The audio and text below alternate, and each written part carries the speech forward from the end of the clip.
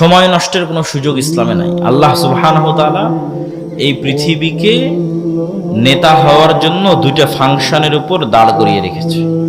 একটা ফাংশনের নাম জ্ঞান এবং শিক্ষা, আর একটা ফাংশনের নাম সত্যবাদিতা এবং ন্যায়পরায়ণতা। তুমি মোবাইলের যেই বাটনে চাপ দিবা সেই বাটন সেইভাবেই কাজ করবে। তো এখন ইহুদি খ্রিস্টানেরা যদি জ্ঞান অর্জন করে, শিখে, পড়ে, লেখে, আর মুসলমানের সন্তানেরা, সৈয়দপুরের সন্তানেরা যদি গান বাজনা, ফ্রি ফায়ার, পাবজি, ইউটিউব, ঠিক আছে, আইপিএল, বিপিএল, অনলাইন বেটিং, জুয়া, বিড়ি, সিগারেট, মদ, এগুলো যত সময় নষ্টের রাস্তা আছে এগুলোতে সময় নষ্ট করে, তো আল্লাহ বলবে না যে ইহুদি খ্রিস্টান তোরা থাম, তোরা এত পড়তেছিস, এত জ্ঞান অর্জন করতেছিস, তোদেরকে আমি নেতা বানাবো না। আমার সৈয়দপুরে একটা মদখোর, জুয়াখোর বান্দা আছে, ওকে নেতা বানাবো। এটা করবে নাকি আল্লাহ? তোমাদের কি মনে হয় আল্লাহ এটা করবেন? জি না।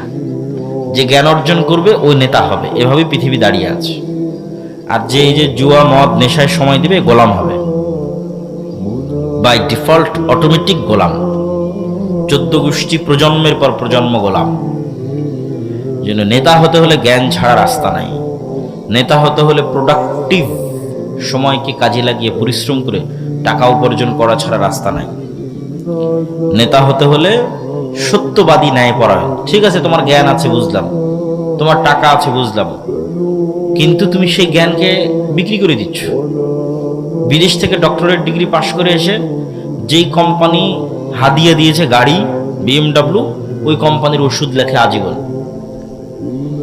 তাহলে তো জ্ঞানকে বিক্রি করে দিল। তাহলে তোর সত্যবাদিতা, ন্যায়পরায়ণতার উপর অটল থাকতে পারলো না। ওটা দিয়ে হবে না, সবগুলো লাগবে।